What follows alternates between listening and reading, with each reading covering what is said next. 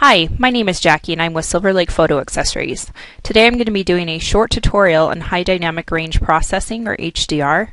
For those of you who are new to HDR, it is a technique that allows for a greater dynamic range between the lightest and darkest areas of an image. It is generally accomplished by merging 3 to 7 of the same images at different exposures. For instance, in this image, if I expose for my sky, then the rest of my foreground is going to go dark, but my sky is properly exposed. On this image, if I expose for my foreground, then my sky is blown out.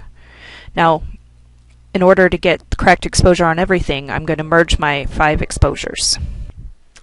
In most cases, 3 exposures will do, and 2 stops or 2 EV apart is sufficient when shooting those exposures. However, in really bright scenes such as images with bright sunlight, you may need to use 5 or 7 exposures and maybe only put them 1 stop apart.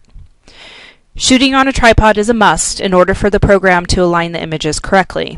There's a lot of different HDR processing software out there, including Photoshop CS5, but I've had the best luck using Photomatix, and that's the program that I'll be using today to process my images. Okay, I have 5 JPEG images that I bracketed in my camera using the auto bracket feature. The newer DSLRs will have this feature built into the camera. The older ones may not, but you can still do bracketing. You just have to adjust the EV up or down to get the exposures.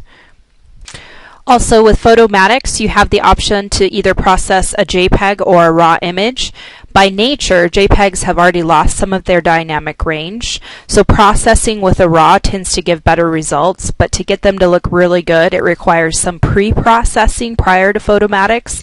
So for today, I'm just going to process the JPEG images. So I've already gone ahead and moved my images from my camera over to my computer, and now I will open the Photomatix software, and I will click on the Load Bracketed Photos and bring in my 5 JPEGs from my computer.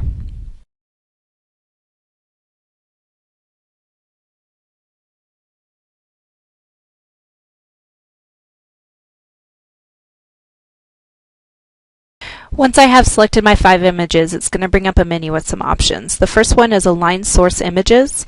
I always select this option to minimize any differences that I may have between my images. You can do it by matching features or horizontal and vertical shifts.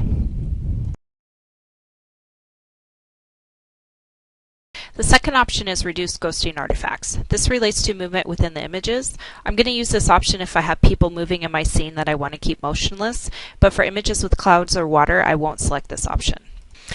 The third option is Reduce Noise. I prefer to do my noise reduction post-processing in Photoshop. HDR tends to create a lot of noise in your images. Photomatix definitely has a great noise reduction built into it. I just prefer to do mine in Photoshop. The last option when processing a JPEG image is Reduce Chromatic Aberrations. This option helps with correcting color fringing due to chromatic aberrations of the lens. These tend to show up in the high contrast images or in HDR. Once you click OK, your images will be merged, and then they'll open in the tone mapping menu with the default setting to Details Enhancer. Down below is the preset thumbnail panel, and it's a great way to preview different results or different settings. For a more realistic image, it's best to stay with the enhancer default, and for more of a dramatic effect, you can go with the painterly version. Just click on the thumbnail to see different results. There's lots of settings on the left side of the screen. I encourage you to play around with those to tweak your image to just the way that you like it.